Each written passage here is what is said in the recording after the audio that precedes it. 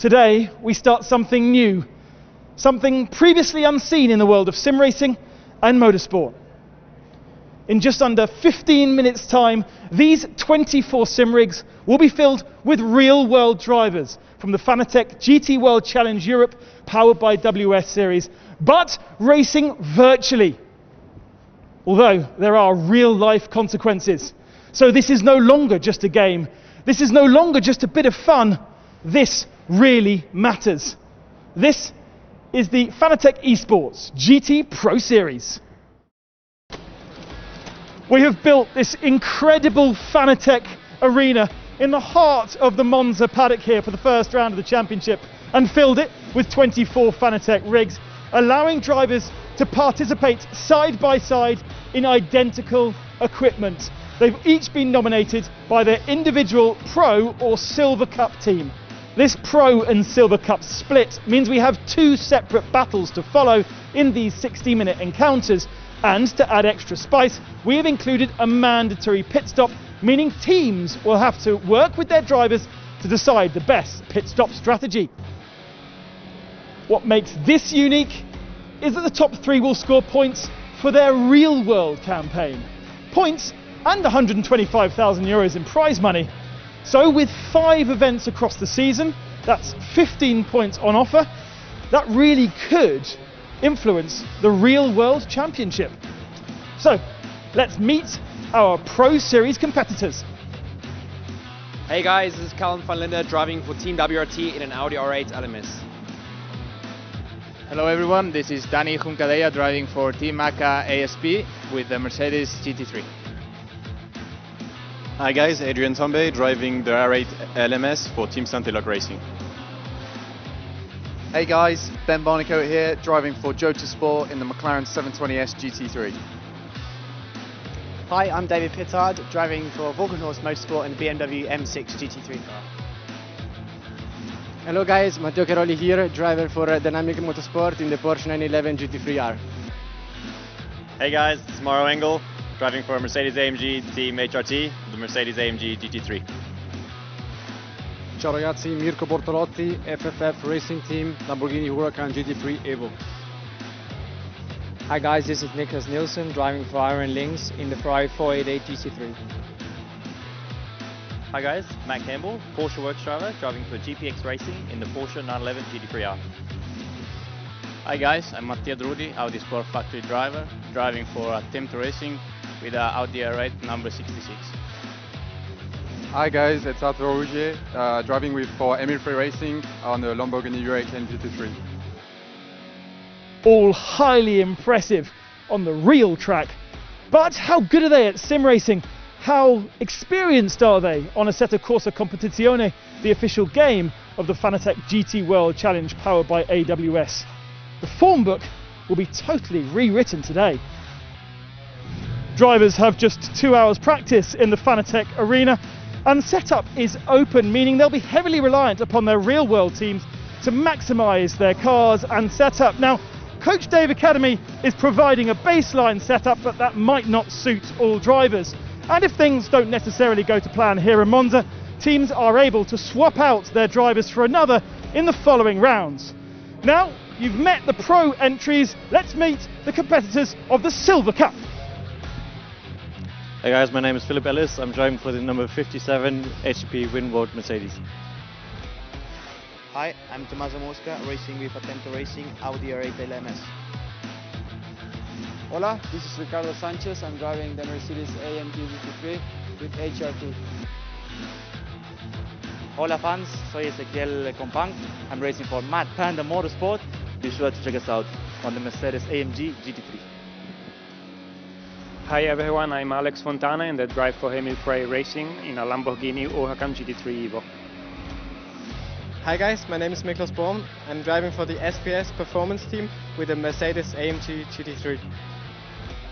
I'm Valentin Asclot, representing Garage 59 and Aston Martin. Hey guys, this is Marvin Dienst. I'm driving for TalkSport WRT in the Mercedes AMG GT3 Evo. Hey guys, I'm Richard Tomita, Team WRT. I drive in Audi R8 LMS. Hi guys, Tomé Jouet driving for IKSP team in Mercedes AMG GT3. Ciao guys, I'm Kiko Galbiati, driver of Grasser Racing Team with the Lamborghini Huracan GT3 Evo. Hey guys, I'm Benjamin Hites. I'm racing the 488 GT3 Evo. I'm racing for the Rinaldi team. Facilitating making virtual a reality, Fanatec are not only partners of the arena built by AK Informatica, but they're also title sponsor of all the real-world events happening here on track. That's an incredible marriage for sim racing lovers between the virtual and the real world. Unlike previous events in lockdown where drivers have raced from home, here they will race shoulder to shoulder in identical equipment.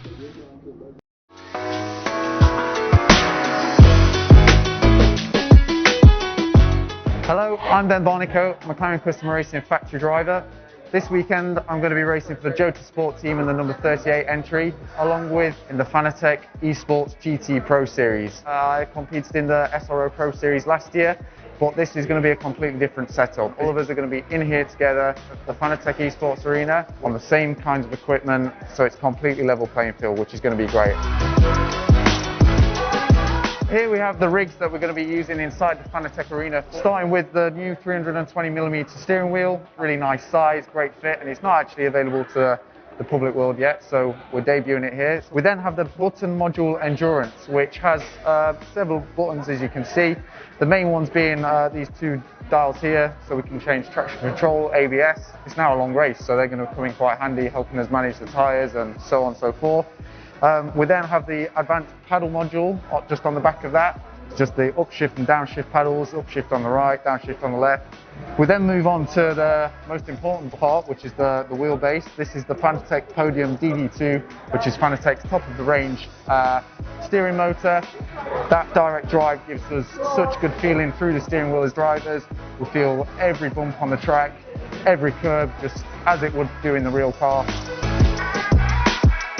Looking at the Club Sport V3 pedals, these are the top of the range pedals from Fanatec, and essentially important to give us good feeling through the brake pedal of the car, through the throttle. The throttle and the clutch run off Hall effect sensors, which is the most precise kind of sensor you can have. And then the brake pedal is a load cell. That load cell detects brake pressure, can take up to 90 kilograms of force through the pedal at its highest, which is good for us. As in a real world car, we're really smashing that brake pedal hard. So that's it, my guide to the rig we're going to be using this weekend during the Fanatec Esports GT Pro Series. I'm Ben Barnico at Autodromo de Monza. All incredible equipment for the drivers to use. And the final part of this jigsaw to make this sim racing so special is the replication of this real world. Liveries that have only just been released for the 2021 season, already replicated in the sim, and of course this Monza circuit, laser scanned just a couple of years ago to replicate every bump and every curve. To demonstrate just how realistic the Assetto Corsa Competizione platform is, I asked a real world pro driver who is also a bit of an ace in the sim. Kelvin van der Linde is a real world works driver as well as a virtual world works driver, Kelvin. Amazing. Yeah, that's right, Ben. I grew up with the Sims. From 12 years old, I was basically at home. Before lockdown, I was already on the simulator, driving for Team Redline as well, and competing a lot of the simulator competition. So yeah, it's like my second home. And you set a real world lap and a virtual world lap in your Audi R8, so let's take a look. Right, going down the start-finish straight here at Monza, sitting in the middle of the road. Yeah, that's true. So very, very bumpy, braking for turn one. We reference the pit exit line, middle of the car, we do our main braking and then fade towards the left as we turn in for turn one. Over the curbs. Curbs are a big thing here at Monza. 100%. So as you can see on the sim and in the real car, the angle at which you attack the curbs and just the characteristics of the car, 100% one-to-one. And we're switching sound from left to right. We're on the real world sound right now. Absolutely identical, gear changing and the rest. 100%. As you can see, the reference points in both cars are these blue lights on the dashboard. That's when we know we got to go up to the next gear. The track's been laser scanned, 3D laser scanned just a few years ago, so even the curves are as they would be in real life. Yeah, you can see on the exit of the second chicane, very bumpy once again. They've really managed to replicate that. Coming through the two Lesmos, very important to use all the track on the exits. And it's amazing how you're rotating the car and the balance seems exactly the same in both. Yeah, as we watch a steering input on both of the cameras, you can see it's the exact same balance tendency. We have a general understeer as we go to the apex, and then when we pick up throttle, the rear starts to come out, which is typical for the Audi. Visual references are important too, especially here in Ascari. Yeah, you can see the recovery road on the right side, just off the 150 meter board, as we come to the Ascari chicane, and we launch the car into the back straight. In both, you're slightly struggling over those last two curbs, heading down to Parabolica, an atypical hairpin at the end of the lap. Exactly, so the natural tendency of the corner is to fade towards the outside. We've got to focus on the entry, late braking, referencing the 100 meter board, early turn-in, using the camber of the track. In real life, I'm using a bit more exit. That's where the grip was in real. On the sim, there's a bit more grip on the inside as we launch our way across the line. And the lap times, Kelvin, incredibly about 0.2 of a second different. It is amazing what ACC have done with this platform. It's absolutely fantastic. I was actually positively surprised myself that it was only 0.2 between the two laps. And who knows, maybe that's going to help me when it comes down to qualifying tomorrow. So there you have it, a genuine link between the real world motorsport and sim racing starts right here in Monza. And we really are in the heart of the action. Engineers preparing themselves for qualifying on the real Monza track in a few moments' time. You can smell the fuel, you can smell the food, you can feel the heat from the black tyres and smell their energy. Oh, Monza, how I love to be here and smell everything about you. Where else can you walk from a real world pit lane on a real world competition and straight to a sim race? Welcome along to the Fanatec Arena. The stage is truly set. Let's make virtual a reality.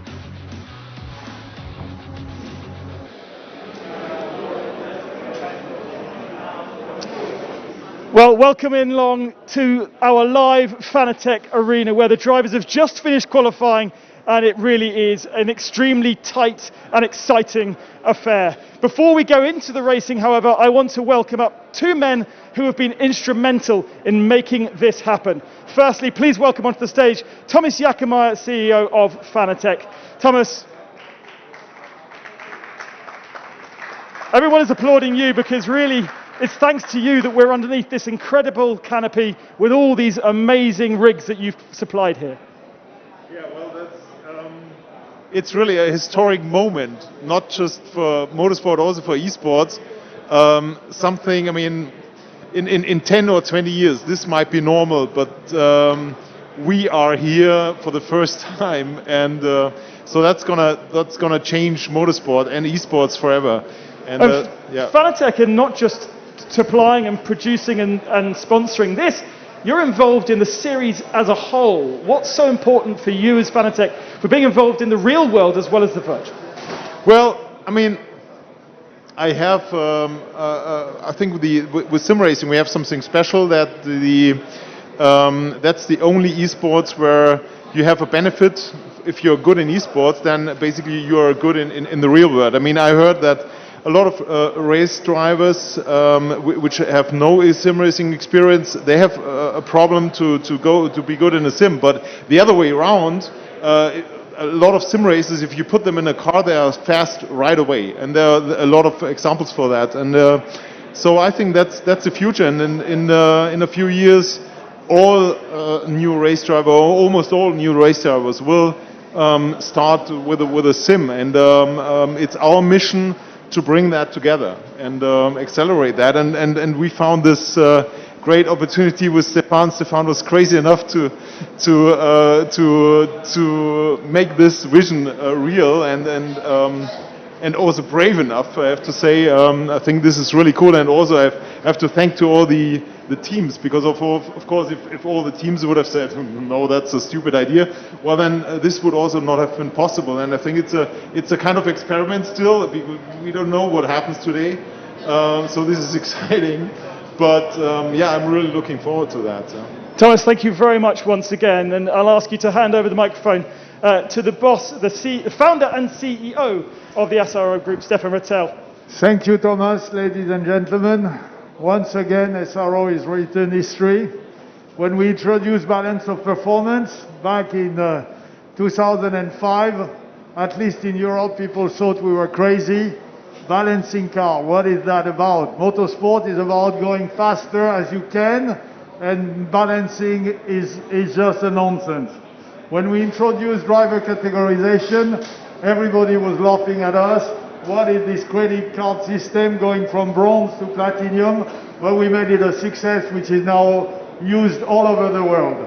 Thanks to Thomas, now we are the first international series in the world to mix real racing and sim racing.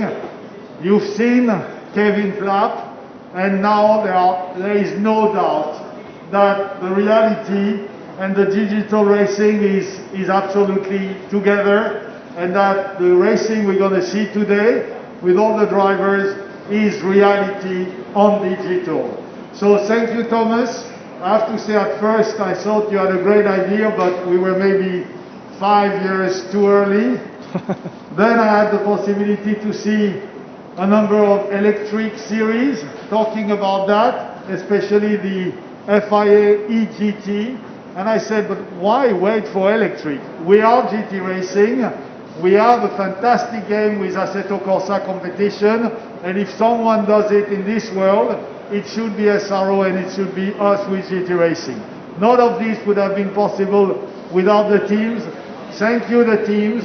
You have agreed to it. At first it was a bit 50-50, but at the end of the day, once we say we're doing it, not a single one called me to say you're crazy, we're going to leave your championship, we're not going to do it. So once again, as a promoter, we're only a team coordinator.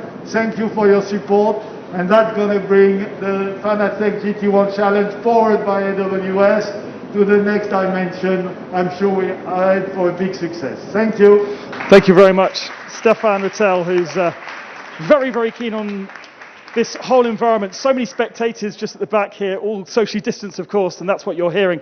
Just going to quickly grab the microphone and have a word with our pole man, as we've got a bit of time. Danny Ukadela has taken the pole position, Danny, but absolutely the same time as Arthur Rouget, who's sharing the front row, very much in your esports attire. There's a microphone for you.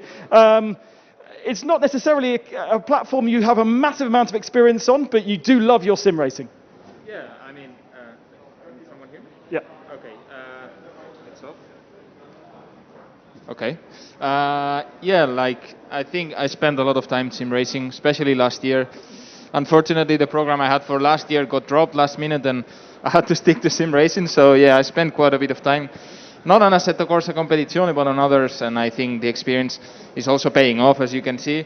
To be fair, like, this kind of event really gave me goosebumps. Like, all the session I was a bit nervous because it's getting messy laps and so on, and I think it's a pretty cool thing, and we are all having fun and enjoying it. Of course, it's better to be on front, and some guys are probably not that happy, but all in all, I think it's a great event. The thing is, though, you've done many an esports event after a day of racing on track. This matters. You're scoring points. Does that change the game a bit for you? Well, in the end, it's more for the team championship, which I think is a good solution.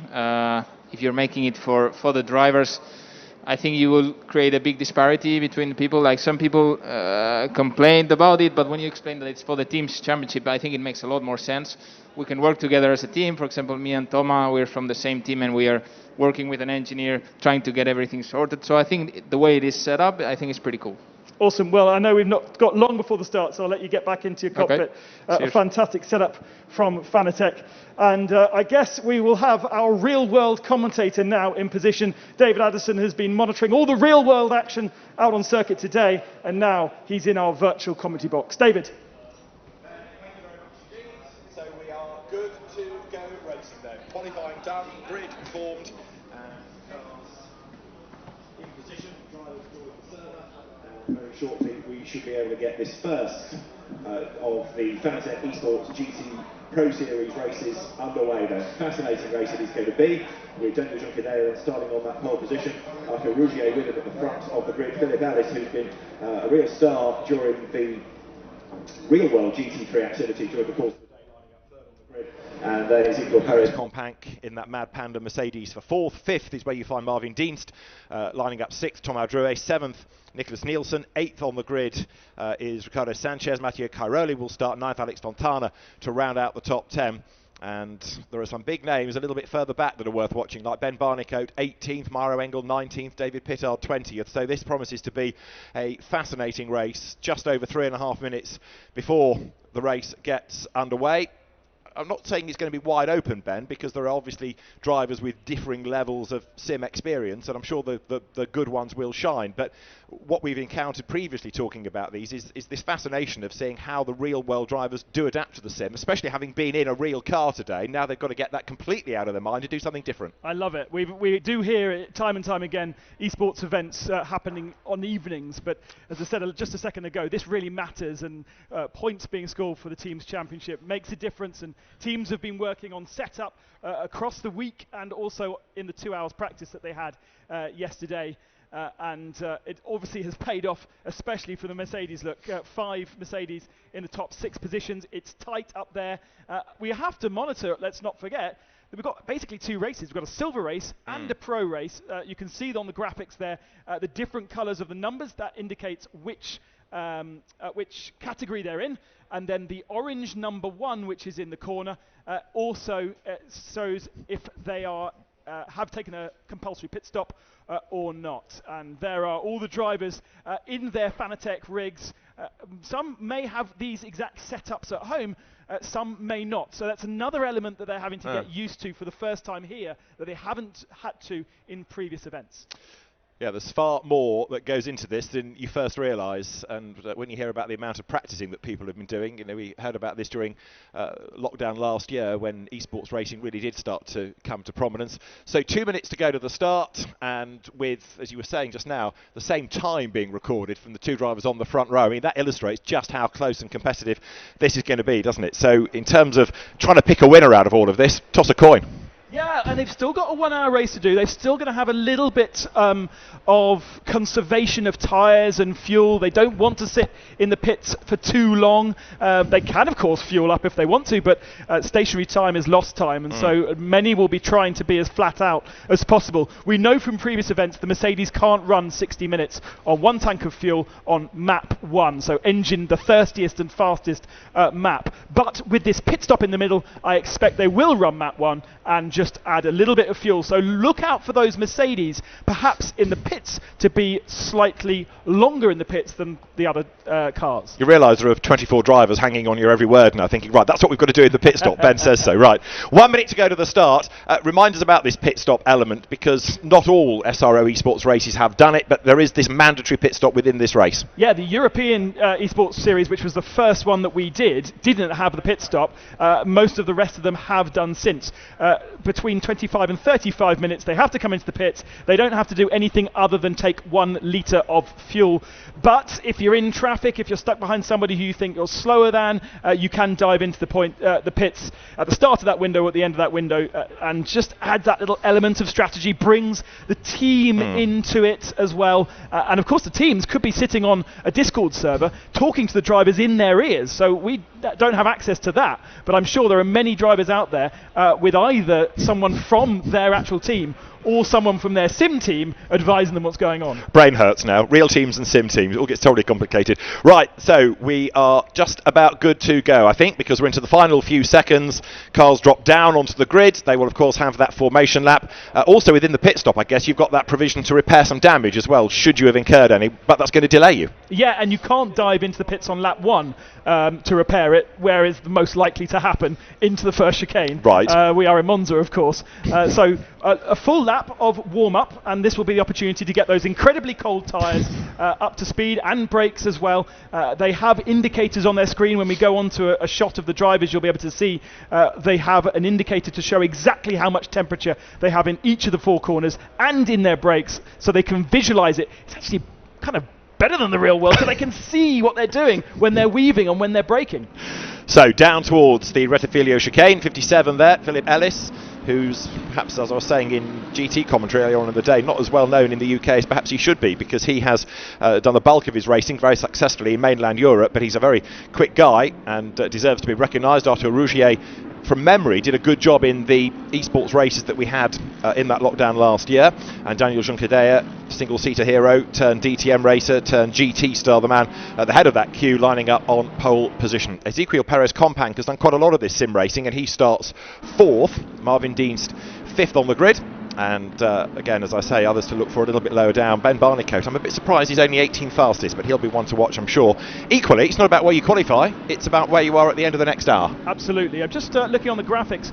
Mirko Bortolotti qualified in 11th position, but does seem to be in pit lane. Perhaps technical issue with his rig. I can see there's a bit of discussions going on in the arena right now.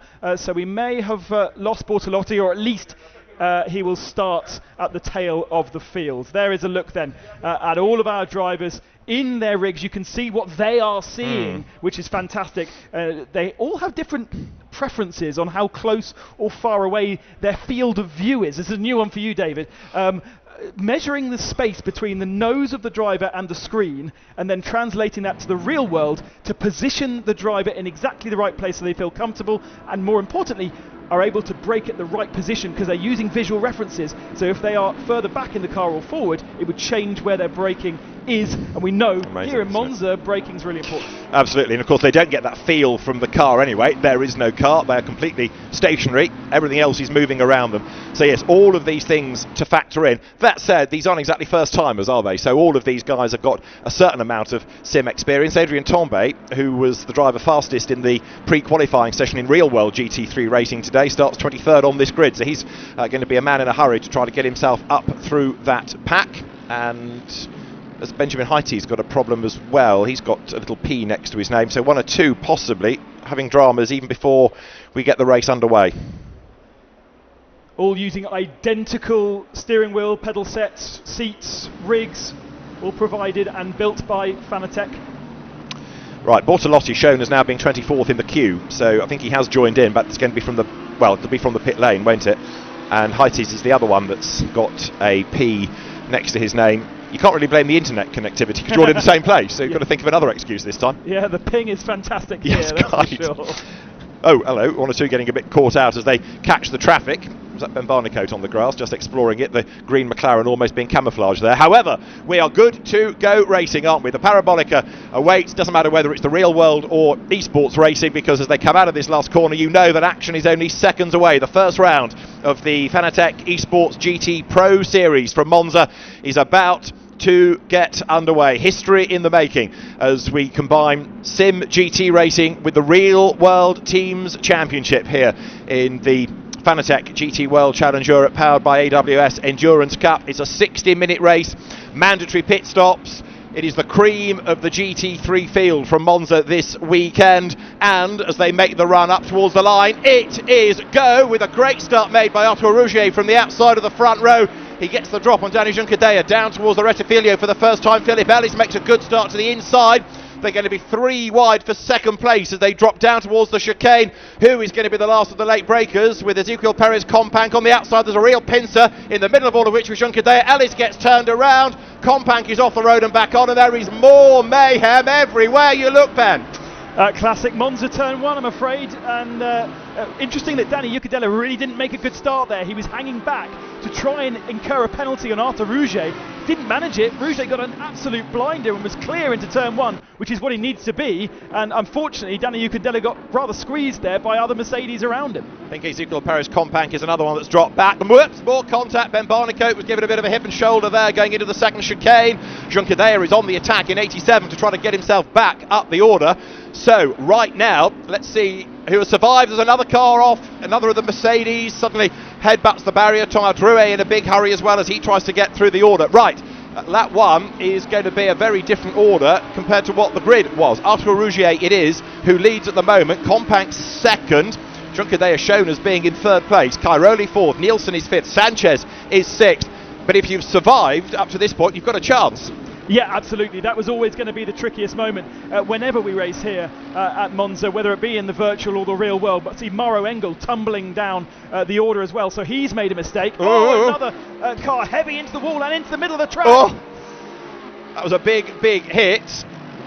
Niklas Born, I think that was. It might have been one of the Audis, Thomas Mosca possibly as well. Right, whoops, Porsche slides out wide, that's Mathieu Cairoli, who very nearly heads to Linate, so wide has he gone, but at the end of the lap then, the survivors, in an approximate order, Arthur Rougier leads, Ezequiel Perez-Companc is in second place, Danny Juncadella is third, their fourth is Nicholas Nielsen, Ricardo Sanchez is fifth, Mathieu Cairoli is in sixth place, Nicholas Born is seventh, Hiroshi Tomita is in eighth place, Calvin van der Linde is ninth, and Adrian Tombe is up into 10th place. Cairoli there, right into the back of Sanchez, turfs him out of the way, gets all sideways. Last one running to win. It's it's getting very messy at the chicane. Bourne now does go spinning. As you say, it was Mosca who went off at Ascari, and I think Galbiati was collected in that. There's a few cars at the tail end of the field still getting their first laps registered. I can see Bortolotti and Hites have both managed to start, and has Sanchez made an error? He's dropped down to 9th position now.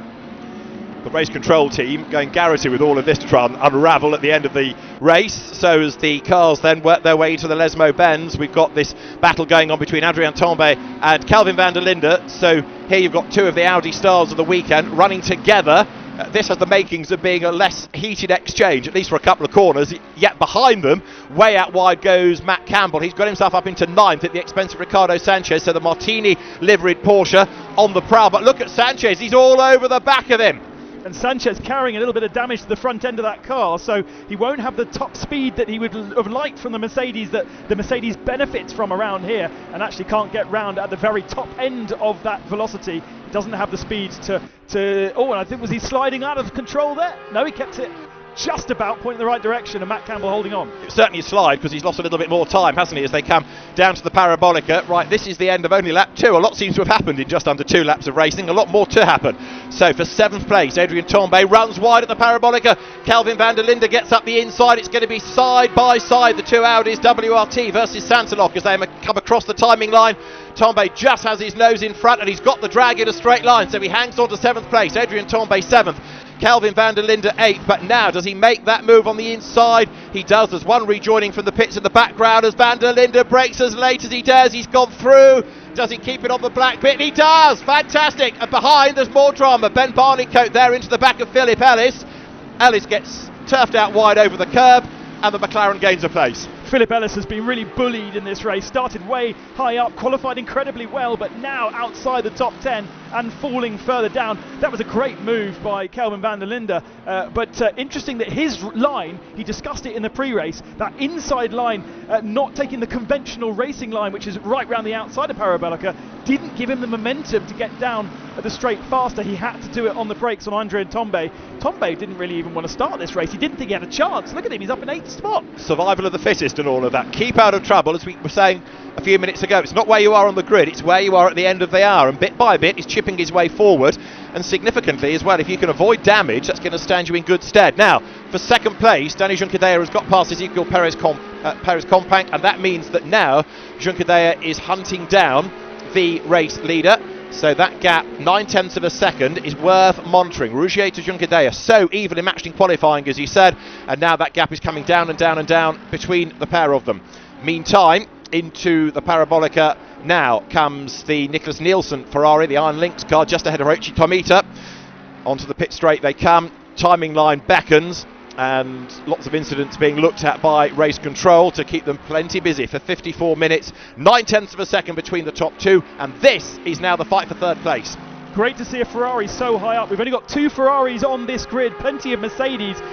Somebody said to me, oh, I think a Mercedes will almost certainly win this. Well, yeah, there's 9 of them or something. You know, they've got the majority of the grid. Whereas you wouldn't necessarily put a bet on one single McLaren or 2 Ferraris. But it's looking good for the Ferrari up there. And actually, Lamborghini leads right now. And there's only a couple of them in the field. So Arthur Rougier doing a great job, qualifying at the same pace as Juncadella, but did it only, I think, fractionally later, and that's why he was 2nd rather than 1st, but has an 8/10 of a second advantage right now. So riding on board with Matt Campbell, he is into 9th place right now. Ahead of him is Adrian Tombe, who did lose out to Calvin van der Linde, as we saw, and those 2 Audis then battle on, but the Porsche bit by bit is chipping away, and a drive-through for Adrian Tombe. So we said he had a good chance all of a sudden running in 8th, but a drive-through has been applied. I'm afraid that looks like it's a drive-through from the platform rather than from our real world stewards here, which almost certainly means he's cut a chicane and he has too much advantage. No, I'm hearing in my ear that that's not true. It's just coming up on the penalties list now. Contact instead. Indeed, getting into the back of another car, so it's been applied by a real person. Has the drive-through for Adrien Tombe, 8th place. So Steve Burns, GT4 race director, one of the stewards for this esports championship, says, oh no, penalty to be applied. And this is a good fight going on as well. David Pittard in number 34 versus Marvin Deans. We're riding on board with Marvin now, tapping the tail of the BMW. Come on, David, he says, hurry up, I'm quicker than you, but that BMW is a big beast to try to get past. And it's got some straight line speed. Look at it pull away from Marvin Deans. Absolutely no chance around here. Obviously, David has got it set up right in that BMW. I know that he was struggling when he first started his 2 hours mandatory practice yesterday. A little bit lost, hasn't had a huge amount of experience on ACC, but whatever he's done with regards to the aero or the gearing of that car, he's checking out. Absolutely, in a straight line. That has got some horsepower, hasn't it, that BMW? He's away, down now towards the Rettifilio, and we have now done, 4 laps into the corner, turn right, turn left, try and avoid those curbs as best you can. 66 Audi, the next one under attack there, as you can see. That is Mathieu Drudy, and right behind him is Thomas Drouet trying to recover. Philip Ellis is also in that battle pack as well. Philip, as you were saying, getting roughed up earlier on, but he's in the mix, trying to fight back as best he can. So Adrien Tombe yet to serve that drive-through, and the lead gap is down by a couple of tenths, isn't it? Danny Juncadella is certainly not giving up in his pursuit of Arthur Rougier. Interesting how the different manufacturers deal with this circuit in different ways. Watching the Mercedes guys practicing last night, they can happily muller most of the chicane's curbs, but the Audi, for instance, a much stiffer chassis, and they can't do the same kind of curb riding that other chassis can, so they have to be more smooth, and the car really rotates actually from the rear end, so through the Lesmos it's a great car to have. And we saw on Kelvin van der Linde's nap, it's a replication of what happens in the real world, because the way that those two were balanced, whether it be the virtual or the real, was exactly the same. Now Mauro Engel shown as being in the pits, Mirko Bortolotti battling his way towards contention, but he's got a lot of work to do. That's the race leader. Arthur Rougier comes out of the Parabolica up towards the timing line. Danny Juncadella behind him, that gap still hovering around the 0.8 of a second mark as they go through. And then it is Nicholas Nielsen, who's becoming a real star in that Ferrari, be it a virtual or a real one, in 3rd place. But Ezequiel Perez Compact still running in 4th, and actually doing a good job of staying up there, isn't he? Because he qualified well, he kept out of trouble at the start, and he's doing a grand job right there.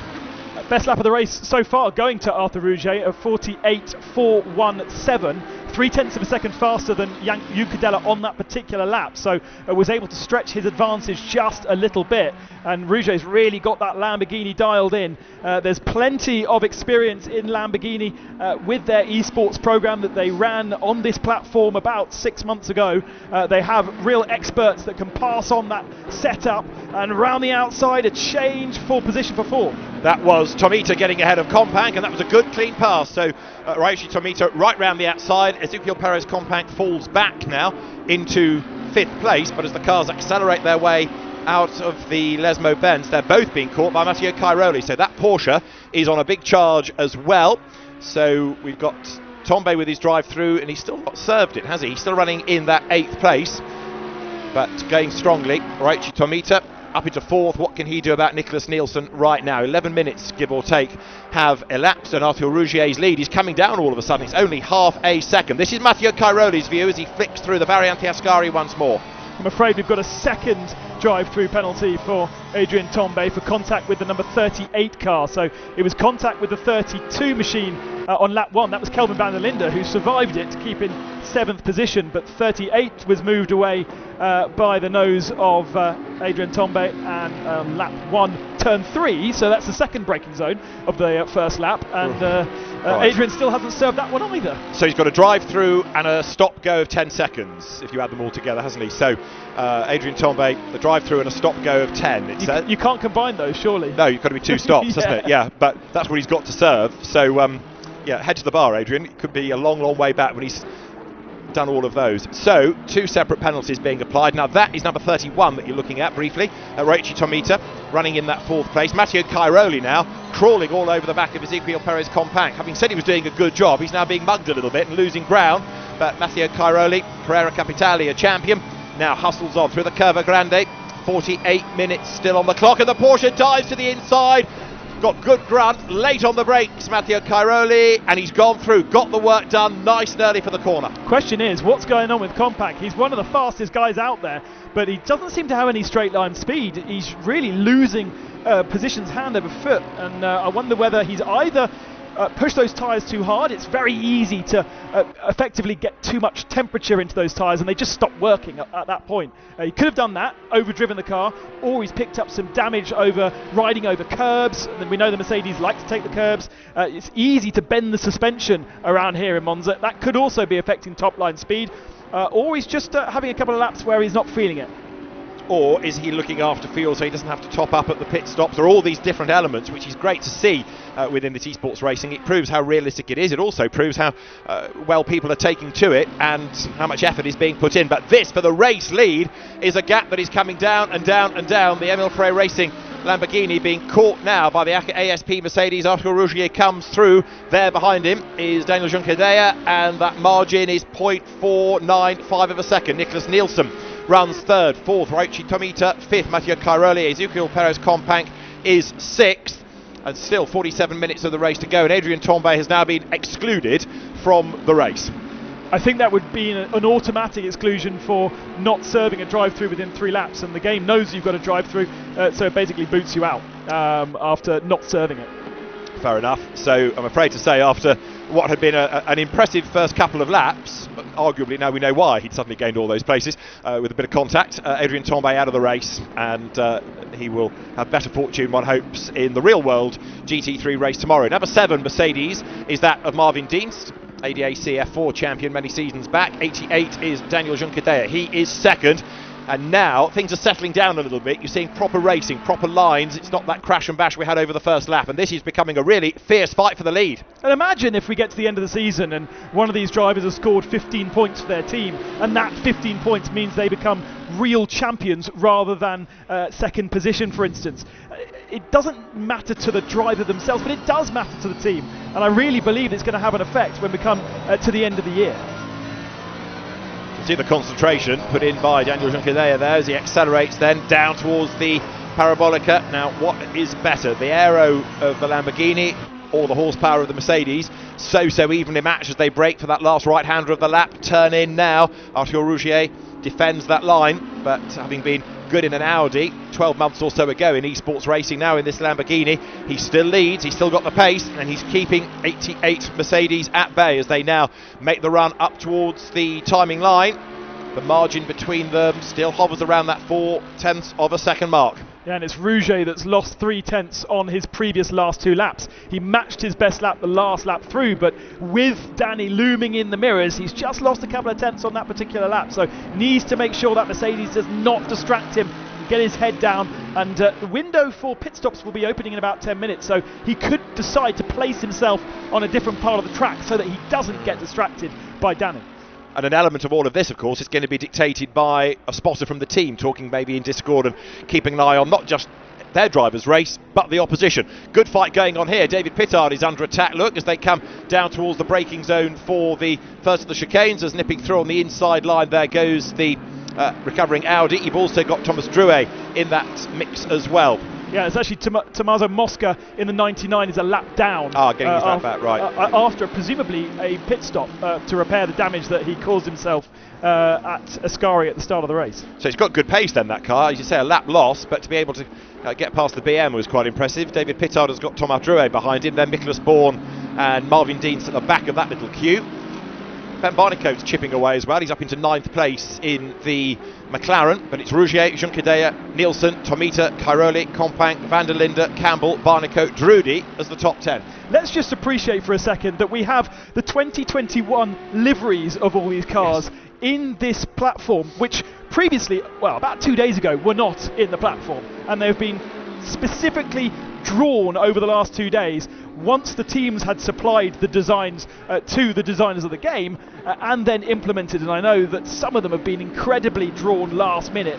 The Jota one, for instance, was being put together today and put into the game. Oh no! More Mercedes mayhem. Number 7 Marvin Dienst and 40 Miklas Bourne getting involved in all of that. So Miklas Bourne, I think, was the one that came off worse.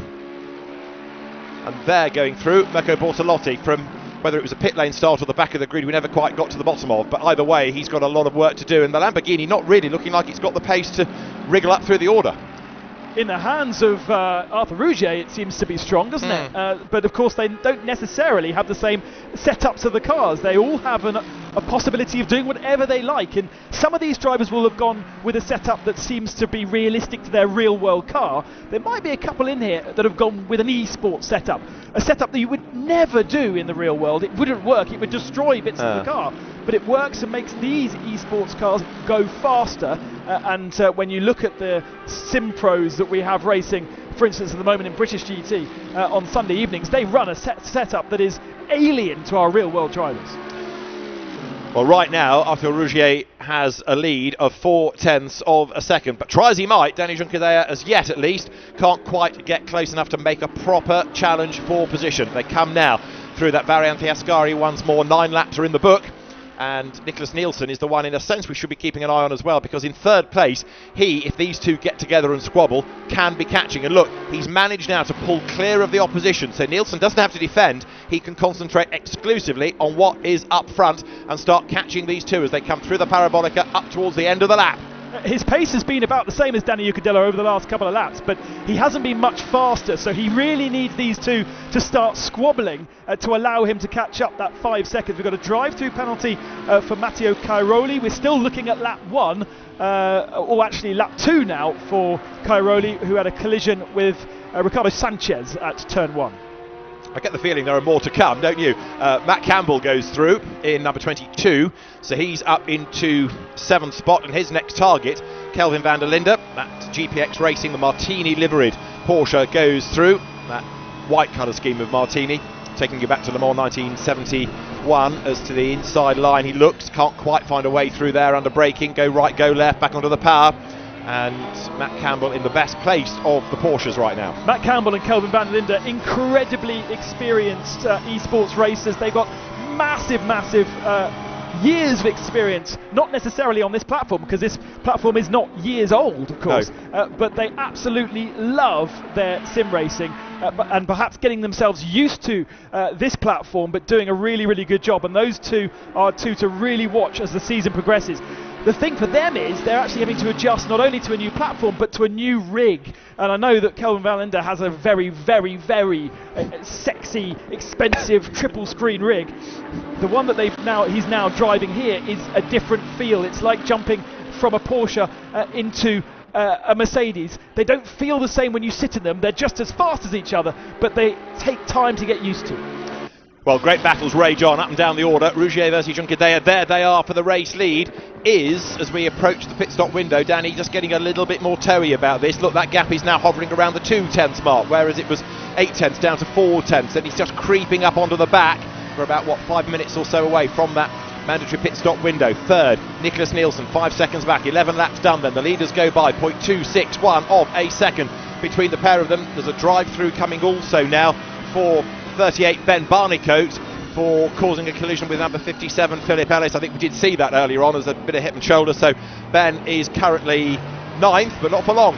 I feel like he penalised himself by that. Did we not see him off the track at the second chicane? So it may have been a collision, but it was a collision that penalised the two of them, and Ben goes straight into pit lane to serve that, as does Matteo Cairoli. And Mattia Drudy's in the pits. I don't think the pit lane has opened yet, so that might be a little bit early.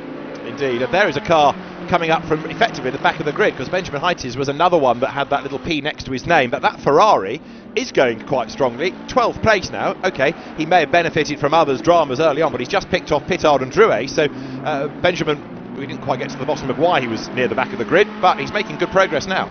Yeah, absolutely, and Shiv's find himself in the top 10. Of course, point scores are only for the top 3 in this race, so really that's where these guys want to be, to contribute to their team's championship come the end of this race. It is also a bit about gaining experience. Some teams might switch out drivers and give each driver a different race to do. Others might stick to their Sim Pro. Well, right now, there you can see the number 16 Lamborghini that turns into the chicane. Kiko Galbiati, another one delayed at the start, graduate of Super Trofeo. Very, very quick he was in the Super Trofeo Lamborghini series, but in 20th spot, delayed because of the incidents earlier on in the race, but pressing on as best he can now. So with the clock ticking on down, 38 minutes of the hour remain, and there Galbiati with the road to himself. Mauro Engel, sad to see, way down. Matt Campbell, though, onto the tail of Kelvin van der Linde, so he has hustled on. He's about a length, maybe 2 back, but let's see what drive he gets off the Parabolica, because this is for 6th place. Audi versus Porsche, and 2-star GT drivers about to go toe-to-toe. Van der Linde ahead, but now trying to get a toe as they come past the pits, ready to make that move at the Rettifilio is Matt Campbell. He's closing up the inside. Now you get to the last of the late breakers. Campbell is alongside, he's gone through. Can he get it slowed down in time and make the corner? Yes, great move. Fantastic, and holds the inside line as well to stop Kelvin from coming past. Now Kelvin can sit in the slipstream and watch and see what Matt Campbell is doing, what he can do in the Porsche that perhaps Kelvin can't do in the Audi. There is Matt Campbell in the split screen on the right hand side, and you can see again, great opportunity to see the focus and the eyes, and later on we'll be able to see the controls, we'll see the feet and the hands, something we generally aren't able to see in the real world. So there, Matt Campbell having gained that 6th place, now trying to edge away. Next target is Ezequiel Perez Companc as they turn into the second of those Lesmo Benz. I think there might be another penalty on the way, just looking at one of our screens, because more news is beckoning. Ricardo Sanchez has pitted as well. What happened to Mathieu Drudi? He's gone back out again, so maybe it was damaged because it's early for the window, as you said, Ben. But riding on board with Kelvin van der Linde now, 7th place he is. And of course, although there's that mandatory pit stop, it's the same driver. We don't have to worry about a different pace of the car. It's the same driver in for the hour, so what it can do now, in theory, it should be able to replicate after that pit stop. But up front, you've got then Rougier versus Junqueira, 3/10 that margin as they went over the line. Nielsen 3rd, Tomita 4th, 5th, 6th, Companc, and there, Matt Campbell. I feel like some of these drivers might not have read the regulations on pit stops as closely as they should have done, because that really felt to me as though Sanchez was serving his pit stop. He's come straight back out onto circuit again, but of course the number 1 orange in our graphic has not changed to green because it's not within the window, so he will have to do that again, and let's see what happens a bit later on in the race, whether his team tell him that he needs to do a second stop, or he goes to the end without ticking the box that he needs to tick. Marvin Dienst is being given a drive-through for causing a collision with Nicholas Bourne on the on the 9th lap of the race. So we're cycling through many of these incidents, but Marvin Dienst getting a drive-through out of what is 12th place currently on the road. Right, riding with Junqueira. He's dropped back a little bit, hasn't he? Couple of tenths now relative to Arthur Rougier. Danny Junqueira's concentration level, though, is undimmed as he tries to hustle on in the wheel tracks of Arthur Rougier. Really good drive this by Arthur, starting on that front row of the grid, maintaining the advantage right now as Junqueira comes underneath the bridge, part of that old banking, in towards the Variante Ascari, and 35 minutes on the clock. Pit window opens in 10 minutes time, so it will be 25 minutes. So it's open now for 10 minutes. Yes. So the window is open. Yes, it doesn't open in 10 minutes. No, it's open for 10 minutes and counting. Yeah, yes. thank you. As there, Ben Barnicoat back out after his drive-through and hustling his way back up the order, getting ahead of Marvin Dienst. You've got 2 penalised drivers there. Oh no, not Marvin Dienst, I tell you a lie, number 40, that is Nicholas Bourne. So Bourne had a spin early on, didn't he, after a bit of help. Ben Barnicoat back out after his drive-through penalty, and Nicholas Bourne falls back into now 14th place, but he's staying with the Jota McLaren. Yeah, the only McLaren in the field, so representing here, and the McLaren is a pretty strong car at most of the tracks that we'll be visiting. Remember, we've got a 5-round championship at the endurance events across the year. The next one will be Paul Ricard, where we'll be able to race virtually at Paul Ricard as well as in the real world for the 1,000 kilometres. So out of the Variante Ascari they come. Now that pit window, as we've been making the point, only 10 minutes long, so you've got to be on your toes, you've got to get it done. And Matt Campbell is in, I noticed. The first one then to complete his mandatory pit stop and get that green spot beside his name. He doesn't need to take fuel, he doesn't need to take tyres, he just needs to be stationary, and well, he needs to take a single litre of fuel, so it doesn't really count for much. It means he's stationary for about 2 to 3 seconds and now heads back on the circuit. I did notice, and I saw that a bit earlier, that he does have a little bit of damage on the rear end of that car where somebody's been into the back of him. Shouldn't be affecting the way it feels though, as Barnicoat comes whistling past. He does, so Ben goes by, but of course he's out of position anyway because he's still to serve the mandatory stop. So Matt Campbell will drop into now 11th place, lower than that I suspect as a consequence of the pit stop, but he is for the moment the best placed of those that has made, in fact he's the only one that's made that regulation stop within the window. Yeah, and this is not really what Matt needs. He doesn't want to be stuck behind a slower car, because when Kelvin van der Linde chooses to do his pit stop that he was fighting with before, we might see the undercut situation play out if Matt is felt to be held up at all by this traffic. So that's where the teams can be looking at the track map. You can see it in the right hand side. They can see where other cars are and they can find a hole to put their team and their car back into. Nicholas Bourne has pitted, and a good fight here. Is this for the race lead? It is, and Juncadella goes through. He has done it, coming then out of Loreto Filio, new race leader as we get to the halfway point of the race.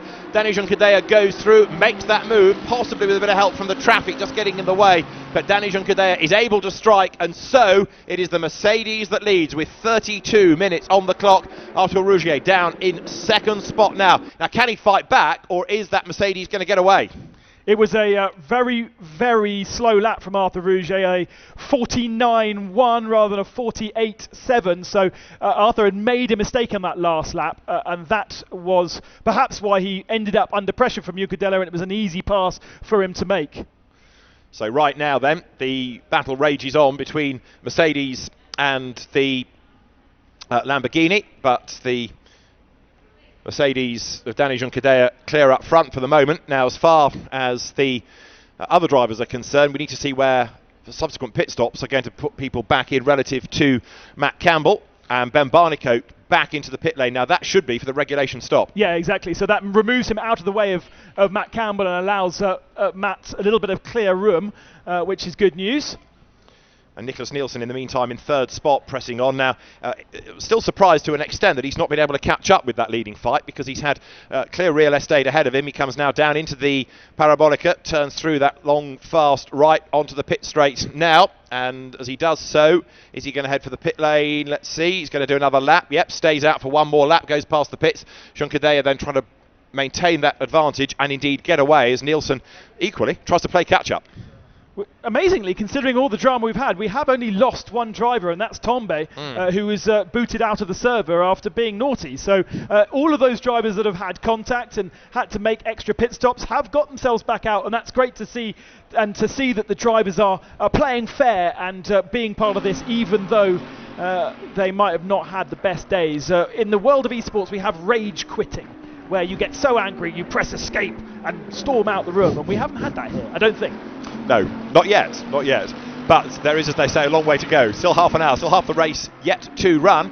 Danny Juncadella then clear of Arthur Rougier, that margin 0.4 of a second. Nicholas Nielsen, best of the rest. Now Compank has pitted out of 5th place, and Matt Campbell, after his stop, 12th. So there you can see Ben Barnicoat. He has done his regulation stop. Has he? No, he's not. Still not shown as that, even though another screen had him in the pits a moment ago.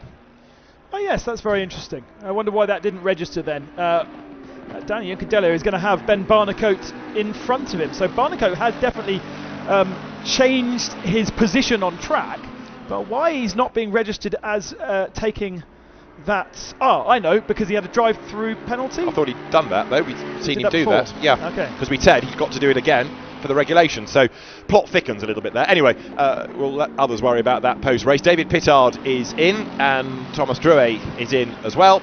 And there, Ben Barnicoat is going to come into the pit lane looking at that line, and so too No, Danny Juncadella stays out, seeing a car ahead of him. Maybe the plan was to come in, but he's elected to stay out for one more lap rather than get caught up in the pit lane. Yeah, I was wondering what Danny was going to do there, because he didn't want to get stuck behind Ben Barnicoat, but by Ben going into the pits, it's released Danny. The lap time last time wasn't too bad though. It was a 48.5. Arthur Rougier did a 48.9, so did lose a little bit of ground. And I wonder if I was Arthur, I'd jump into the pits right now, get myself a different part of the racetrack to play on, not be distracted by Danny Juncadella, and try and do an undercut and do it in the pit lane. We've only got 3 minutes left of that window before it shuts, and we have a 25-minute dash to the flag. If Ben Barnicoat had already pitted but didn't take on that litre of fuel, it might not have registered. So maybe that was the issue, that he's got to come back in and top it up again, or put that extra litre in. So that might be a reason. I think we had that in a British GT round a week or two ago.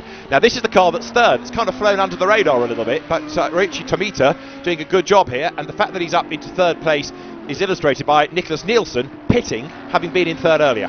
Lots of work between him, Kelvin van Linde and Team WRT, who got themselves a sim engineer for the weekend, who's been helping both these two out. They've been exchanging notes on setup, and most importantly, I suppose, he's leading the silver class as well. So there'll be full points for that WRT car. Now lower down the order as we look here at Mathieu Drudy, and there, good fight between Nielsen coming into the chicane, and right with him in number 7, Marvin Dienst. Now they're on different laps, aren't they? But Marvin Dienst is determined to try to move ahead. He does move ahead, but he, because of an earlier penalty, is much further down the order. Nielsen's the best of our pitters, came into the pits in third position, remember, so should get that position back once all of our top 5 have come into pit lane. In fact, Benjamin Heites is ahead on the road right now in 5th position, and the best of the Ferraris. Our leaders are in the pits though. Danny Juncadella and Arthur Rougier have copied each other's strategies and are both in the pits, and Tomita joins them. Okay, so is it going to be the Mercedes first out as it was first in? And where are they going to come back in relative to Nicholas Nielsen? As into the pits comes Kelvin van der Linde. Over the timing line there goes the Philip Ellis Mercedes. Sanchez goes through, he's yet to stop. And up front then, Juncadella we expect to stay ahead of Rougier. There is Matteo Cairoli, Philip Ellis behind him as they come now through the Rettifilio. Cairoli 13th, 14th make that now, so he's dropped down a spot. Right, there's Juncadella back into the race, Ben. Yes, and where's the Lamborghini? Not far behind at all. So those leave as they entered the pits. But what about Tomita? Can he hold on to that third position? It should really be Nielsen's, but Nielsen's been engaged in a bit of lappery, which may have held him up enough to allow Tomita to hold on to that third spot. I think it might have happened. Let's try and check, because they're 1 and 2. Mercedes leads Lamborghini with 26 minutes still on the clock here at Monza, and then look back to see whether it's going to be a Ferrari or an Audi in third place. Rougier is on his toes now, 25 minutes and change on the clock, and he knows this is going to be a fierce fight. 2 very evenly matched car driver combinations, as was evinced in qualifying and in the first stint.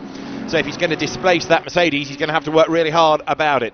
This fight is for 15th place. Matteo Cairoli and Philip Ellis. Cairoli got a drive through earlier, and Philip Ellis has been roughed up by pretty much everybody. So put those 2 races together, this is where you end up. So the other battles that we were watching for, Tomita has held on ahead of Nielsen by just a second, and Matt Campbell is ahead of Kelvin van der Linde. So those 2 were fighting, but they've decided to pit at different ends of the window. The window is about to shut, by the way, on Ricardo Sanchez, who's in there right now, as is Mauro Engel. So I think everybody would have ticked the box eventually, although some have done more than 1 pit stop today. Yes, they liked it so much, ... Yeah, as long as you're in before the window closes, that should be okay. Philip Ellis then comes over the line. He has made his mandatory stop. He's on the tail of Matteo Cairoli then. 25 minutes still to run as the Mercedes, great noise, powers past the pits. Porsche defends, and bang, into the back goes Philip Ellis, and that fires Cairoli straight on at the chicane. Philip rides all over the curb as well. Well, he thinks, I've had it done to me, I'll do it to somebody else. I was waiting for them to brake, and neither of them did. No. I think they were neither going to make the corner, even if there was the contact. It was just that Porsche decided to brake slightly earlier than the Mercedes. It's interesting how these 2 are balanced, even in the braking zone. They're different beasts, and noticeably, Mercedes holding on to 5th gear all the way down that start-finishing straight. You would expect them to change to 6th, but as being explained earlier, that the limiter on a real world car, you hit a limit and that is it. It doesn't creep up or down. In the sim, the limiter's a soft limiter, and therefore, whilst the lights are still flashing and telling you to change up a gear, you are still increasing the revs, and so the Mercedes is faster by holding on to 5th rather than changing into 6th gear. So number 31, Reichi Tomita, presses on, and he has hung on to that 3rd place. Looking at it, I was about to suggest that Rougier was mounting another attack on Jean Cadea, who goes wide and gets sideways. He caught the slide, but it's little things like that that might lose a 10th that are all going to add up. So Daniel Jean Cadea does get away with that after Rougier applying the pressure. Interesting as well to see how Ben Barnicoat is escaping up the road. He is just edging away, proving that the McLaren has got good pace, but also proving that Jean Cadea is having to compromise his pace by defending. Yeah, absolutely, and this is not what he needs to do, especially with cars ahead of him. Blue flags flying. Ben Barnicoat will need to get out of the way. He will get an automatic penalty if he goes through too many blue flags, and eventually he does, and doesn't really compromise our 2 leaders too much. So that was good work from Ben. He can now slot in behind Arthur Rougier and probably lap the same pace as our leaders for the rest of the race. Thinking of what might have been, but for the earlier contact and penalties. Right, so there is Tomita, who is hanging on for the moment to 3rd place, and there you can see the Ferrari of Nicholas Nielsen, 1 car but 1 behind. So you've got the out of position Mercedes, which goes through a lap down. So there is Tomita, and Nielsen needs to try and clear this traffic, or indeed the traffic needs to clear Tomita for him to bring him back into the mix. And that back marker, is it Marvin Deans, is going to have a look on the inside, can't do it there, but Tomita is under attack from a car that he doesn't really want to be racing against, because it is in 18th place. And all of that pressure is putting him slightly offline. He was deep into the first chicane there and had to really scrabble to get through the left, which slowed him down, which gave the opportunity for Nielsen to get a little bit closer. And I think he should just let Dienst go and not have to worry about the hassle. But of course, having that buffer is quite nice, because it does mean that Nielsen has to do more work. It hasn't happened. Dienst goes deep, and now he has to be really careful. No momentum, and here comes the Ferrari. But the Ferrari is going to get hung out to dry on the outside, where it's the longer line. There's a bit less grip, and there's also possibly another car blocking his line. Well, in the end, he slots back in. Nielsen crawling all over the back of Reichi Tomita, tries one side, tries the other. This will allow Dienst to escape, and Tomita is now having to make that Audi very wide indeed, because Nicholas Nielsen is all over him like a fat pigeon on a chip. He is determined to try to find a way by as they head now under the bridge down to the Variante Ascari. With the competition GT Ferrari hat on the right hand side, concentration on the back of that Audi R8 just ahead of him. Beautiful over the curves. Amazing how if you get it right through Ascari, the car just floats over those curves. You get it wrong, like I've been doing all day, and it clumps all over them, and you basically spin and destroy the car every lap. We feel your pain. Challenge being made then for 3rd place. Nielsen to the inside, but Tomita says, oh no you don't, fends him off into the Parabolica once again. Back onto the power. Nielsen drifts out wide, way out wide in fact, over the curb, and look, he loses 2, 3, 4 lengths maybe. Yeah, won't be picking up the slipstream on this particular lap, and maybe that will allow Tomita just to relax into the rhythm a little bit. He's still got 20 minutes to hold on, so around about 12 laps of this Monza circuit to hold on to the lead. And actually, Dienst isn't getting away, is he? Dienst is still just in the way, making a few errors here and there, falling into the clutches of Tomita, and then with the grunt of the Mercedes, getting away once more. He's a real distraction. And again, it makes you think what might have been, but for incidents, but for penalties. But that's always part of the problem of that first chicane, the Rettifilio at Monza. Right, 20 minutes to go. It's flown by this race, hasn't it? But we're not done yet, because it's still only half a second between the 2 race leaders. This is the man 3rd, Reichi Tomita. It's quite a long way back, relatively speaking. Nicholas Nielsen having fallen behind him during those pit stops. And Matt Campbell did come out pretty well, because he's up into 6th. Yeah, absolutely, ahead of Kelvin van der Linde. The battle between those 2 sim pros, if you like. Kelvin van der Linde is officially a sim pro because he races for Team Redline, a sim team. Matt Campbell isn't yet associated to an esports team, but he's very keen to be so, or make his own team. That was the last message that I got from him. Because being a Porsche factory driver is just not enough for some people, is that right? Okay. Yeah. Right, Tomita through 3rd, Nielsen 4th, Matt Campbell we're talking about down in 6th spot. Mirko Bortolotti's creeping into the mix. Again, he's a long way back, but from starting at the rear of the grid, he's got himself into 9th place. Now, I know it's only the top 3 for the points, but he is getting a little bit further forward. And it's experience. It might have been that he pressed the wrong button at the start of the race and found himself in a menu that he didn't want to be in and couldn't enter the start of the race, so had to start from pit lane, and that experience you will not do again, like trying to start a race in neutral, for instance, and dropping the clutch and going nowhere. It's a mistake that you do when you're a rookie. You'd never do it again. And these guys are rookies in sim racing, some of them. Indeed so. Right, this is the lead battle. It could not be much closer, could it? Less than 20 minutes to go. How about this for third? Side by side. Nielsen to the inside, brakes late. He's gone through. Can he scrabble round the corner? Yes, he can. He's done it. Back up into third place goes Nicholas Nielsen. That was good stuff, and it was clean racing as well. I don't know if you can hear on the broadcast the applause from the crowd every time we have a great move. It's a strange sensation, isn't it, David, to be hearing applause in moves and racing, and it's still continuing. Tomita to the outside then. We're a little bit of a rub between them, but Nicholas Nielsen sticks out his elbows, and that Ferrari was quick early on. Now it's got the place back. I suspect it will start to edge away, but he's had to work hard for that last place on the podium, for that final valuable Teams Championship point. Yeah, absolutely, and great to have three different manufacturers on these top three positions right now. Danny Juncadella picking up 3 points and I think 6,000 euros for this victory. Arthur Rouget for Lamborghini 2 points, and then Ferrari will be picking, or the Iron Lynx team will be picking up 1 point for third position. So right now, Roach Tomita rattles over the curb at the Variante Ascari, part of the circuit that can bite if you're not careful. Fifth behind him is Ezequiel Perez Companc, and then in sixth spot, Matt Campbell. But they run now down to the Parabolica with 17.5 minutes on the clock.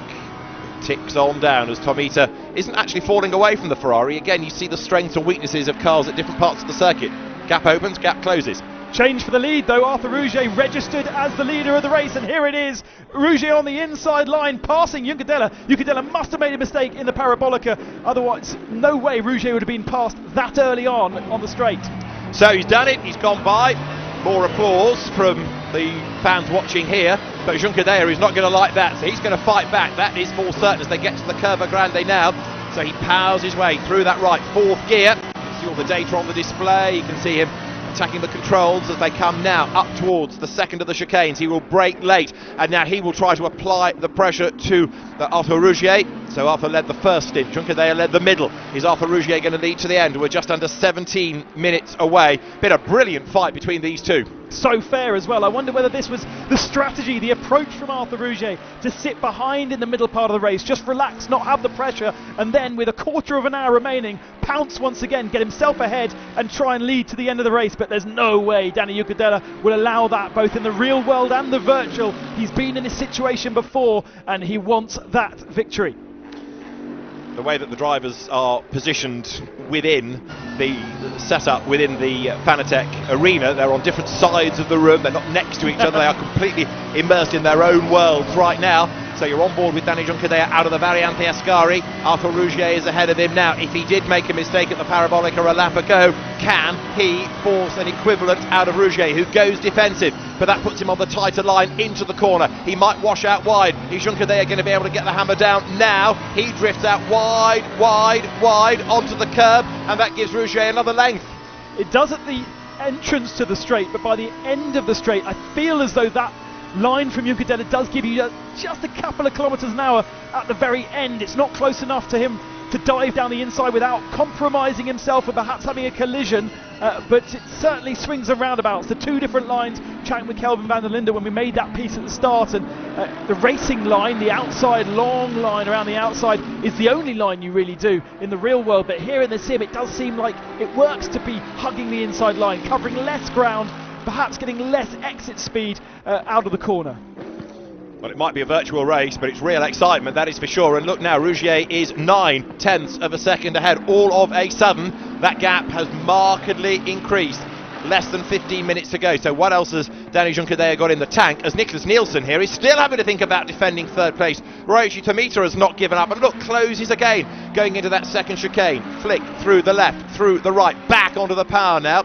Compact fifth behind them, then it's Campbell, van der Linde, Heites, Bortolotti, Drouet to round out the top 10. 3 points, top three in both classes score points. So Tomita at the moment actually scoring 3 points in that silver class, with Compact scoring 2 and Heites scoring 1. So he doesn't necessarily need to get embroiled in a fight with Nicholas Nielsen here, because Nielsen's in a different class and will score the same points regardless of where they finish here. What Tomita really doesn't want to do is compromise himself so badly that he loses positions by trying to get past Nielsen. But equally, he's a long way up the road from Compank, isn't he? So he's not under immediate threat. So if he does just sit there, pounce if applicable, but he's not going to lose by not trying to make that manoeuvre. 14 minutes and counting now as we work lap 25 at Monza in this first Fanatec Esports GT Pro Series race. This is the view on board from Tomita. Third gear for the Parabolica. Grabs fourth coming off the corner. Fifth now up towards the timing line. Wonderful noise being replicated of that Audi up into sixth gear, crucially for the Audi, not holding on to fifth like the Mercedes and almost maxing out totally at 275 kilometers an hour. Hit the brakes, they stamp on these brakes. The poor Fanatec brake pedal taking a real beating here today in a way that the sim drivers don't necessarily do. They like to tickle their brakes a bit more. These real world drivers stamp on them like they would stamp on their real brakes. And it shows, doesn't it? There is Tomita going through.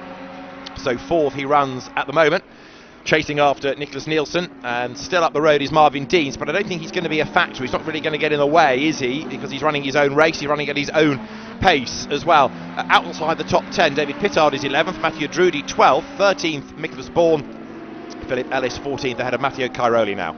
Definitely what could have been for Bourne and Ellis. They were really, really fast in practice. We saw really good pace from Dents as well, down in 18th position.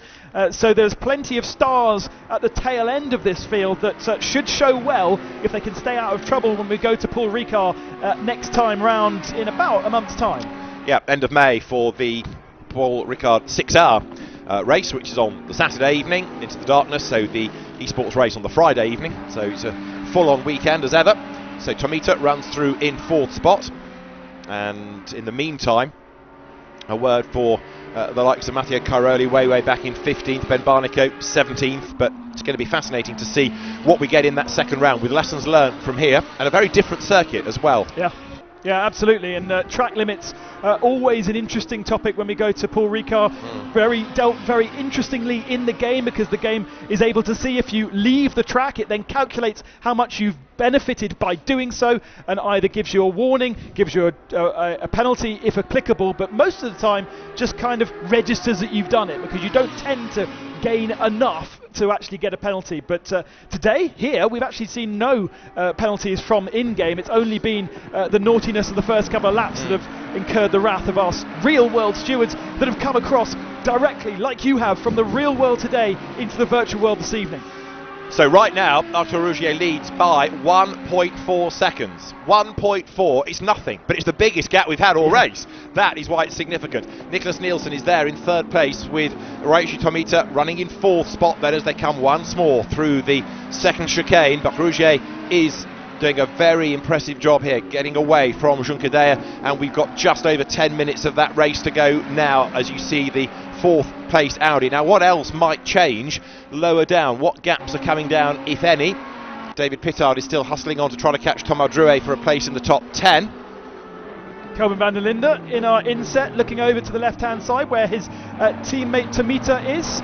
You would expect the two teammates to be a different order, but Kelvin obviously with strife and trouble in the early part of the race, and therefore only 7th position, probably carrying a car with a little bit of damage, and will be hoping to do better in the following rounds. I'm sure WRT will be wanting him to be doing it. It seems as though the team themselves taking it very seriously with their sim racing engineer working so hard, and I'm sure the ACC will be well used in the van der Linde household over the next couple of weeks.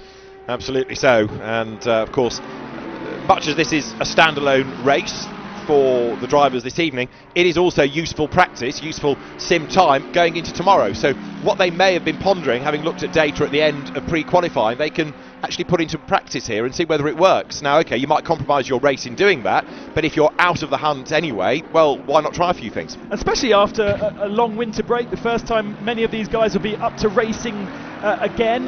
This is a nice opportunity to get that racing juices flowing before tomorrow, rather than doing it tomorrow on the grid lap 1. Mauro Engel pit Adrian Tombe pits, and of course excluded from the race, but other than that, 22 of the 24 starters, I think, are still circulating. Ben Barnicoat at the back of this little group, but he's a lap down in 18th spot in the Jota, battle-scarred McLaren. And there, turning towards us, is Arthur Rougier, who now really is getting away from Jean Cadea, isn't he? What was 10ths became over a second, is nearly 3 seconds. So Rougier has decided, playtime's over, I'm going.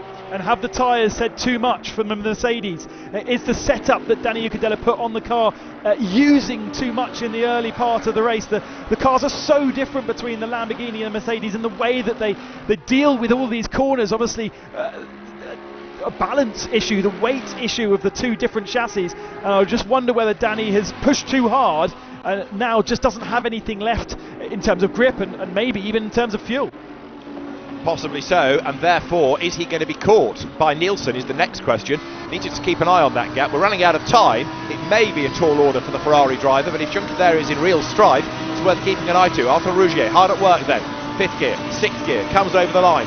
Speed building all the time, into the 260s, then getting to the 270s as he heads towards the braking zone, 275, 76, so that he stands on the brakes, down to 1st gear, turns into the right, into the left, and where is Jean Cadea behind him? Well, the gap's down actually, 2.6 seconds interestingly, so maybe Danny Jean Cadea is going to be able to try to respond after all. He's not given up, that's for sure. Yeah, it was a good lap from Danny, a 48.6 the last lap, the best that Arthur Rougier's done throughout the whole race is a 48.4, so Danny's found something on that last lap that he'd obviously lost in the few laps before. Again, it could well be that those tyres have been used too hard, they've got over a certain pressure. You can see usually in this cockpit view for the drivers, they will have all of the pressures and temperatures on those blue squares that you can see that say 0. We can't see them because that would be naughty and information for the other competitors, but he will be able to see that, and if they creep too high, creep too low, he can then manage and move them around. So on board with Arthur Rougier. What have we got? 7 more minutes on the clock. Great view looking out of the front of the car, and of course you've got that rear view as well, just like the drivers have these days on a screen, because you don't have rear view mirrors inside the car because you can't see out of the back of it, so you have to have that little video screen. And Rougier grabs 4th gear coming out of the Variante Ascari, building that gap again over Jean Cadea all the time here. Now he may not see the view that we're seeing here. We talked about field of view at the start of the race. He might have his field of view much closer in, so the screen's much bigger. He might not see his left-hand mirror at all. Some drivers seem to have a very desire to be very close to the windscreen. There's a couple that are quite set far back, so they've got a bigger, wider view of the surroundings around them. And we've always talked about having that field of view so that you know if cars are around you. But many of the drivers here today really have a close-up view, and they like to see almost the dashboard is half their screen. So they've got that information, the second half being the road ahead. So on they battle for 6 more minutes. Good fight developing now here because Benjamin Hites, who's gone really well in this race, up from the rear of the grid, he's on the back of Kelvin van der Linde, the Audi defending from the Ferrari that goes to the outside line on the way down to the Parabolica. The Audi can be a wide old beast when required, and it is required right now as they turn through the Parabolica up towards the completion of lap 29. Nose to tail, Audi versus Ferrari. Van der Linde having to go defensive, but the Ferrari in a straight line now, especially getting a tow, is on for the move. Same story though, doesn't need to make this pass, it doesn't change his point situation, he'll still get a point for his class, and he just doesn't want to be binned off at this first turn. Van der Linde's still there. Brakes as late as he dares, goes back ahead, goes deep into the corner, round the outside goes Benjamin Hites. That does not work. Van der Linde comes out ahead and hangs on to that place. It's Tomesco Mosca, who is also there, who's definitely a fast Audi. He was up in the top 5 before he binned it at Ascari, and again showing the speed, but unfortunately after having to repair and pit, he is a lap down, but he wants to play as well. Again, what could have been, so undeniably the car has got good pace still, but that lost lap counts very much against him. 19th as you say, but Hites has not given up in his efforts to get past Kelvin van der Linde. 7th and 8th they run. And again, we've talked about what could have been but for incidents, what could have been for Hites but for having to start towards the rear of the grid, because after qualifying he was 13th in the middle. Mind you, kept him out of trouble, you could argue, so it might have saved him.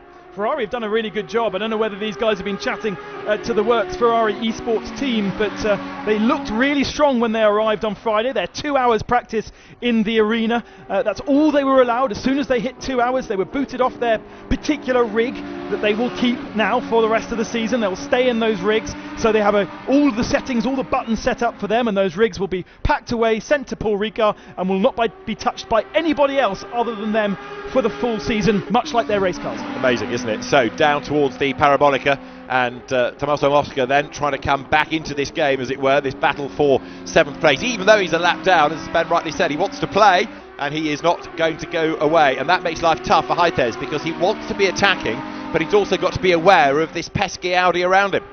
Yeah, absolutely. Just doesn't want to jeopardise that one single point. It doesn't sound like much, but when there's only 3 available, it's pretty useful, especially when it comes to the real World Championship at the end of our year. Again, pulls to the left-hand side. Van der Linde taking that line that he explained on the explainer video at the start, down the centre of the road to miss the bumps on the left-hand side, and therefore also kind of defend all the way down, leaving no space for a Ferrari.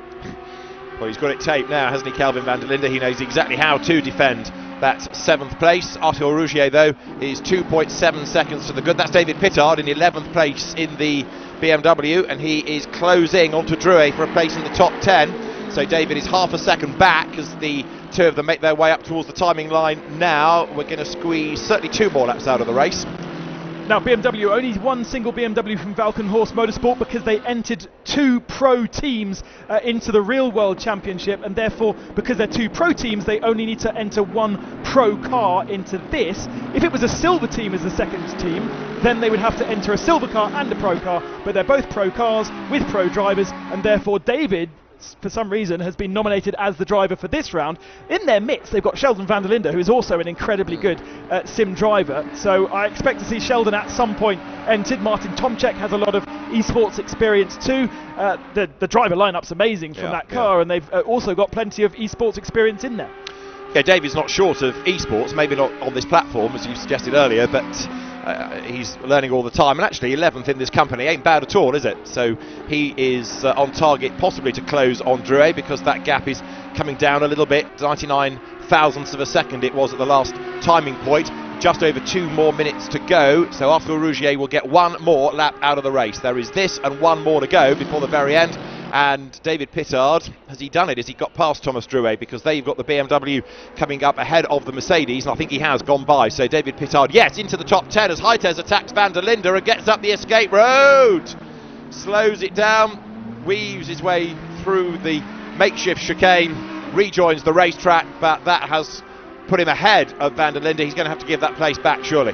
He will, because if the computer decides he's benefited too much, it'll automatically give him a penalty, and he won't be able to clear that, so he just needs to make sure that he doesn't benefit too much of a time advantage. At the moment, I don't see any penalties popping up, and they would be pretty much instantaneous, so he's got away with that somehow. He would be wise just to let Kelvin go here. I don't think he needs this 7th position, and if Kelvin does throw it down the inside, he's losing nothing.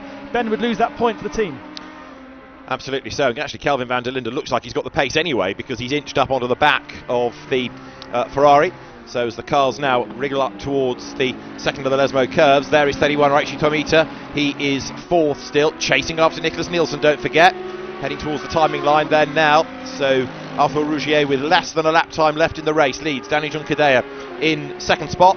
Nicholas Nielsen 3rd. This man, Tomita 4th. Compact 5th. Campbell 6th.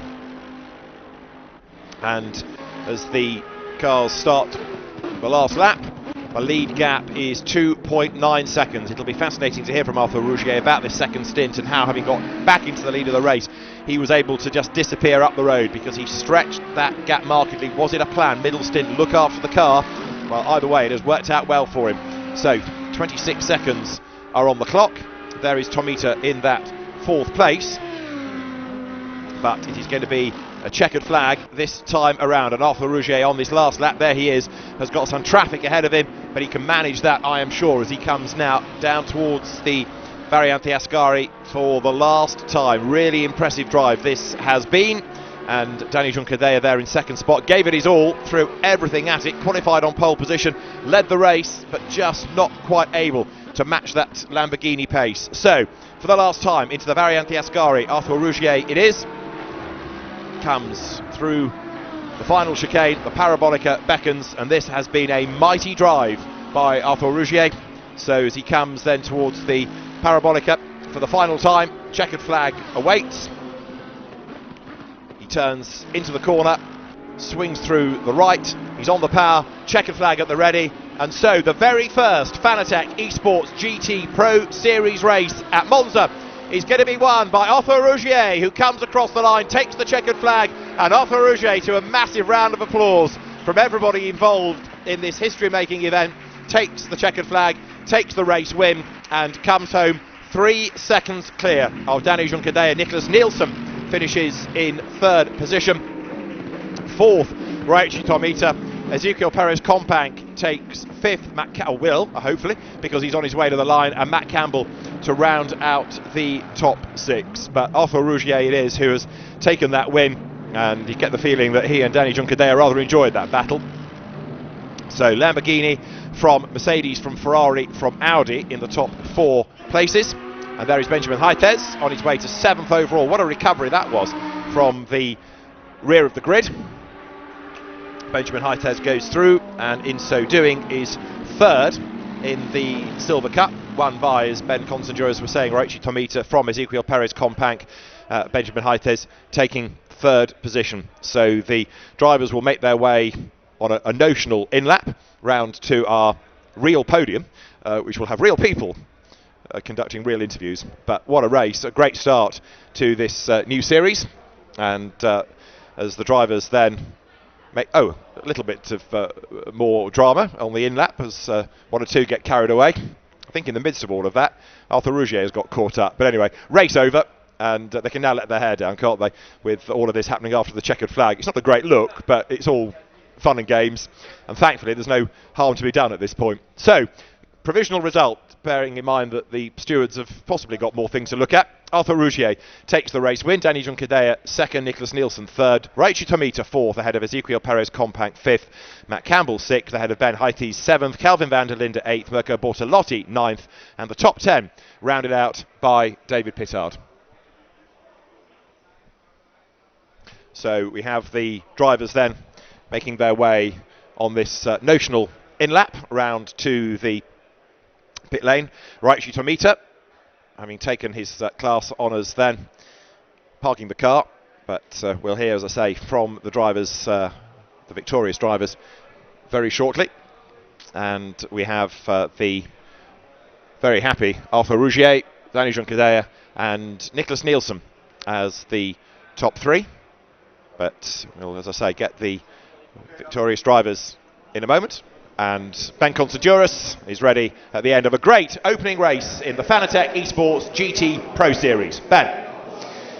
Thank you very much, David. Congratulations to all of our drivers for getting through a very tough 1 hour's worth of racing.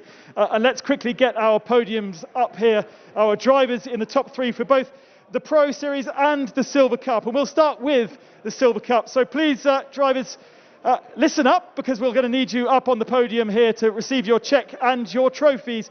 In 3rd place for Rinaldi Racing then, Benji Hites.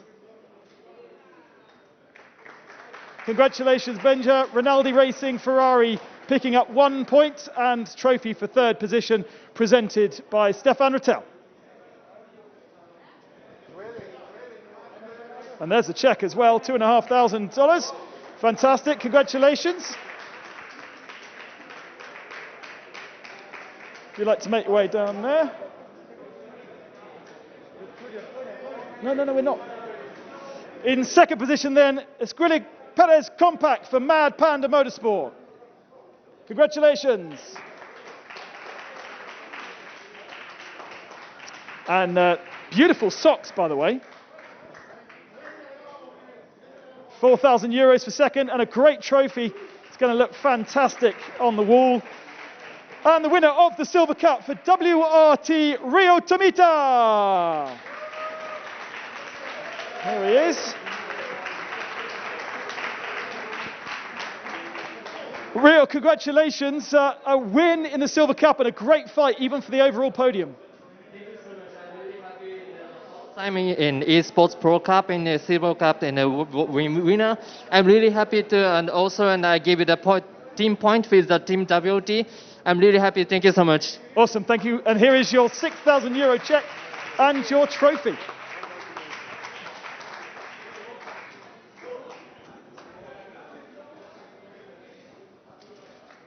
Rio Tomita for WRT takes the Silver Cup win, and now we move on to the Pro top 3.